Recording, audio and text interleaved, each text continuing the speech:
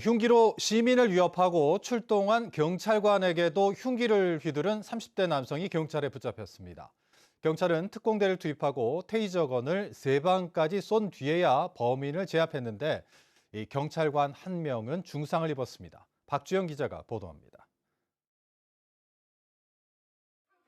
흉기를 들고 경찰과 대치 중인 한 남성. 경찰이 테이저건을 겨눠 몸에 붉은 점이 움직이는데도 욕설을 계속합니다.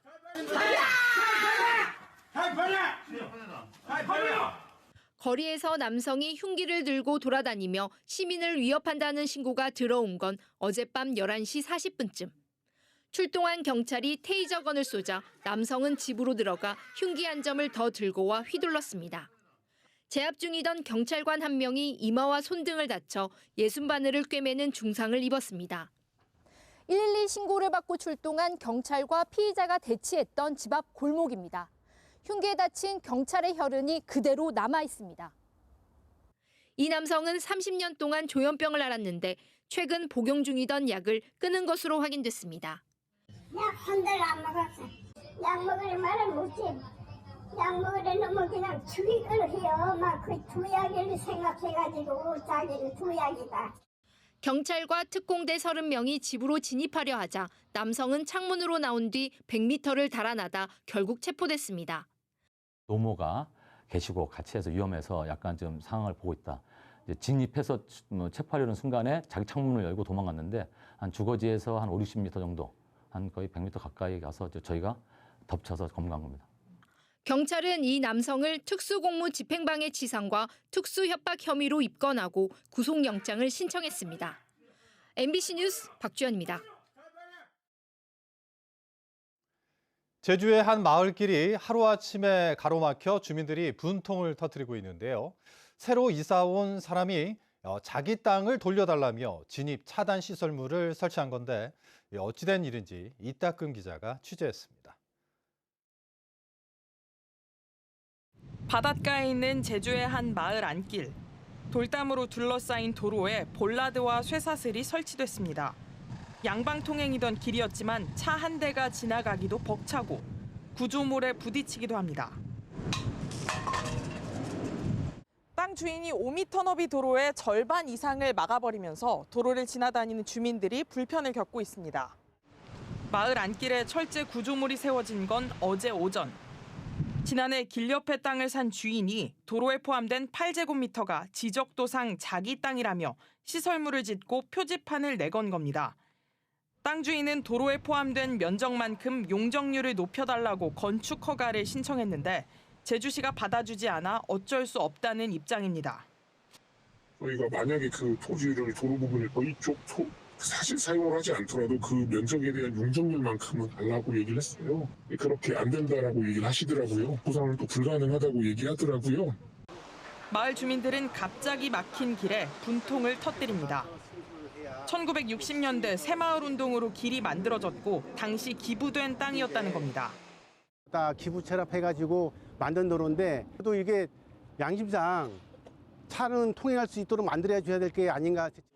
더욱이 도로로 고시되지도 않아 제주시가 사들이려면 소송을 해야 하고 같은 이유로 시설물을 치우는 것도 불가능한 상황. 관습적으로 이용했던 도로기 때문에 도로법으로 적용하기는 조금 곤란한 부분들이 없지 않아 있어서 형법이라든지 아니면 도로교통법을 적용해서 이렇게 좀 조치를 취해 나가는 게 이제 마땅할 걸로 보여집니다. 이런 도로 사유지 소송으로 행정기관이 보상해야 할 땅은 마라도 면적의 3분의 2에 이르는 20만 제곱미터, 보상액은 466억 원에 이릅니다. 오를 대로 오른 땅값에 사유지 분쟁이 늘어나면서 주민들의 통행권까지 피해를 입고 있습니다. MBC 뉴스 이따금입니다.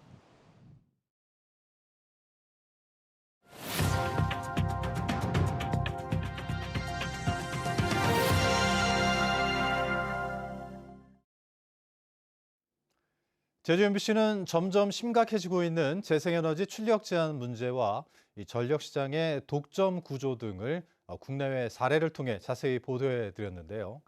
오늘은 마지막 순서로 제주에서 시작되고 있는 다양한 시도들과 전력 시장의 남은 과제를 송원일 기자가 전해드립니다.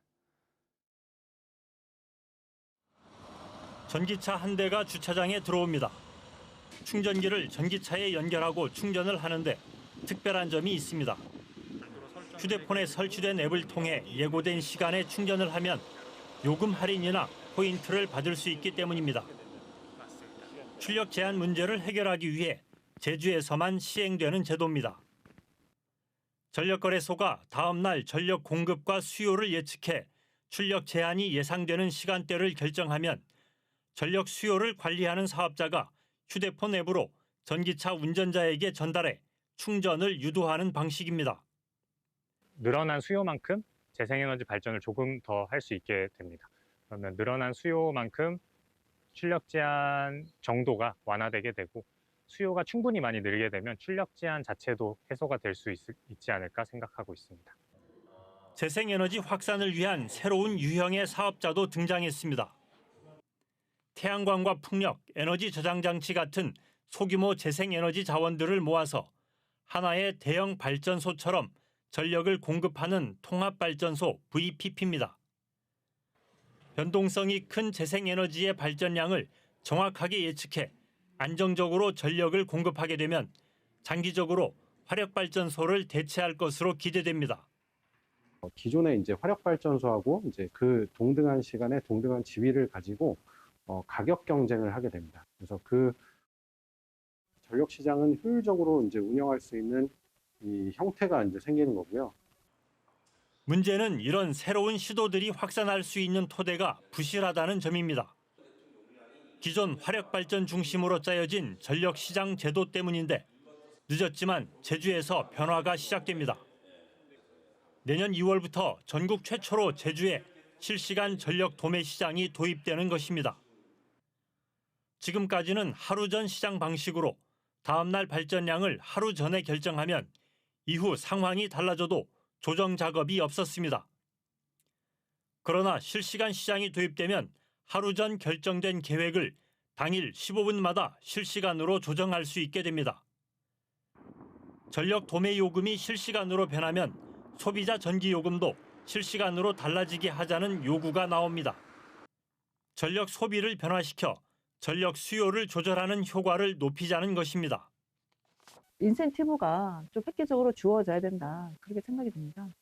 그러면 전력 생산이 많을 때는 이제 많이 쓸 수 있는 저렴한 가격의 요금제 만들어져야 되고 전력 요금이 비싼 때는 또 소비를 자제하려고 보다 근본적인 변화도 시작됩니다. 올해 제정된 분산에너지 특별법이 주인공입니다. 내년 6월 시행되면 곳곳에 분산된 풍력과 태양광 발전 같은 소규모 재생에너지를 확산하기 위한 새로운 제도들을 다양하게 도입할 수 있게 됩니다. 분산에너지 특별법이 시행되면 정부는 분산에너지 특구를 지정할 계획입니다. 획기적인 제도 변화가 가능하기 때문에 제주도는 국내 첫 특구로 지정받기 위해 일찌감치 노력해왔습니다. 20% 문턱에서 몇 년째 멈춰있는 재생에너지 비율을 높이고 출력 제한 문제를 해결할 전기가 마련될지 주목됩니다. MBC 뉴스 송원일입니다. 검찰이 오영훈 지사의 선거법 위반 사건 결심 공판에서 1년 6개월의 실형을 재판부에 요청하면서 파장이 이어지고 있습니다. 오영훈 지사는 별도 입장을 밝히지 않은 가운데 개인 소셜미디어를 통해 정치 검찰을 규탄한다는 더불어민주당 중앙당의 발표 내용이 자신의 입장을 대변한다고 밝혔습니다. 아직까지 여당인 국민의힘 쪽도 별다른 반응을 내놓지는 않은 채 결심 공판 내용과 향후 파장을 주목하고 있는 것으로 알려졌습니다. 더불어민주당 제주도당과 지역 국회의원 3명은 성명과 입장문을 통해 검찰을 비판하고 대응책을 고심하고 있습니다. 이번 재판의 선고는 내년 1월 10일에 이루어질 예정입니다. 제주 4.3으로 뒤틀린 가족관계를 바로잡기 위한 4.3 특별법 개정안이 국회 상임위원회를 통과했습니다. 국회 행정안전위원회는 오늘 전체 회의를 열고 송재호 의원 발의와 정부 제출안을 병합한 제주 4.3 특별법 개정안을 통과시켰습니다. 개정안은 앞으로 법제사법위원회 심사와 본회의 의결을 남겨두고 있는데 송재호 의원은 큰 이변이 없는 한 올해 안에 통과될 것으로 기대한다고 밝혔습니다. 4.3 특별법이 개정되면 4.3 당시 사실혼 상태에서 배우자가 숨져 혼인이나 출생신고, 입양신고를 못한 경우에도 4.3 중앙위원회 결정을 통해 신고할 수 있게 됩니다. 해방 직후 한국 현대사의 시대적 의미를 조명하는 제주 4.3 평화포럼이 오늘부터 이틀 동안 제주 선호텔에서 열립니다. 포럼 첫날인 오늘은 서중석 성균관대 명예교수가 기조 강연자로 나서 제주에서의 분단 반대 운동은 어느 한쪽의 영향이나 지시를 받아서가 아니라 통일 국가여야 한다는 자연스러운 민족 감정이었다고 강조했습니다. 둘째 날인 내일은 박태균 기광서 교수가 해방 후 미국과 소련의 한반도 정책을 주제로 발표합니다. 제주 해녀업의 세계 중요 농업유산 등재 기념식이 제주 웰컴센터에서 열렸습니다. 이번 기념식에서 제주도는 지속 가능한 해녀업 육성을 위해 신규 해녀 양성과 복지, 홈스테이 확대 등의 정책을 강화하겠다고 밝혔습니다. 다음 달에는 국가 중요 어업유산 등재를 알리기 위해 제1회 국가 중요 어업유산 축제를 개최합니다. 도내 고등학교에서 발생한 화장실 불법 촬영 사건과 관련해 교육청이 재발 방지 조치와 함께 피해 교사와 학생에 대한 지원을 약속했습니다. 제주도교육청은 오늘 오후 긴급 브리핑을 열고 심리적 어려움을 호소하는 교사와 학생을 대상으로 응급 심리지원 특별상담실을 운영하고 2차 피해가 우려되거나 심리적 불안감이 높은 교사나 학생은 전문기관과 연계해주겠다고 밝혔습니다. 지난달 18일 학교 여자 화장실에 휴대전화를 설치해 사진과 동영상을 촬영한 남학생이 적발됐고 이후 학교가 여교사 2명에게 가정방문을 지시해 논란이 일었습니다. 제2회 그린 이니셔티브 60초 영화제 시상식이 오늘 오후 제주 삼다수 홍보관에서 열렸습니다. 제주 MBC와 제주도 개발공사가 마련한 이번 영화제에서는 룰루랄라 하마통의 정지현 씨가 대상을 수상하는 등 모두 5팀이 수상의 영예를 안았습니다. 그린 이니셔티브 60초 영화제는 기업의 친환경 경영과 사회적 책임, 투명한 지배구조 확산을 위해 마련된 영화제로 170여 개 작품이 응모해 치열한 경쟁을 벌였습니다.